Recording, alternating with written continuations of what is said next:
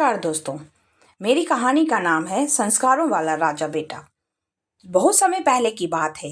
एक सुंदर हरियाली भरे गांव सुखपुर में एक छोटा बालक रहता था जिसका नाम था ध्रुव। ध्रुव के माता पिता किसान थे, लेकिन उन्होंने अपने बेटे को अमीरी से नहीं, संस्कारों से अमीर बनाया था। ध्रुव रोज सवेरे जल्दी उठता, माता पिता के पैर छूकर आशीर्वाद लेता और फिर अपने काम में लग जाता। जब भी गांव में कोई बुजुर्ग दिखता, वह झुककर प्रणाम करता। अगर कोई छोटा बच्चा रोता तो वह उसे चॉकलेट या कोई कहानी सुनाकर चुप कराता। गांव के सभी लोग कहते थे, देखो कैसे अच्छे संस्कारों वाला बच्चा है, असली राजा बेटा।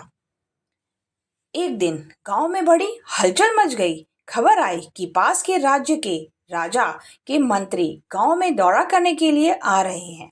मंत्री को आदेश मिला था, ऐसे बच्चे को चुनो जो भावी पीढ़ी के लिए आदर्श बन सके, ताकि वह राजकुमार का मित्र बने। गांव के सभी बच्चे अपने सुंदर सुंदर कपड़े पहनकर तैयार हो गए। कोई कविता याद कर रहा था तो कोई तीरंदाजी दिखाने की कोशिश कर रहा था। लेकिन ध्रुव तो हमेशा की तरह सीधा और सरल था। उसने साफ कपड़े पहने, माथे पर टीका लगाया, माता पिता से आशीर्वाद लेकर चुपचाप खेत में काम करने के लिए चला गया। मंत्री जी गांव में आए। घूमते हुए कई बच्चों से बातचीत की। किसी ने ऊंचा बोलकर अपने ज्ञान का घमंड दिखाया तो कोई मंत्री जी को प्रभावित करने के लिए झूठी बातें करने लगा। मंत्री जी निराश हो गए। तभी उनकी नजर खेत में काम कर रहे एक बालक पर पड़ी। वे बड़े ध्यान से पौधों को पानी दे रहा था और कुछ गुनगुना रहा था।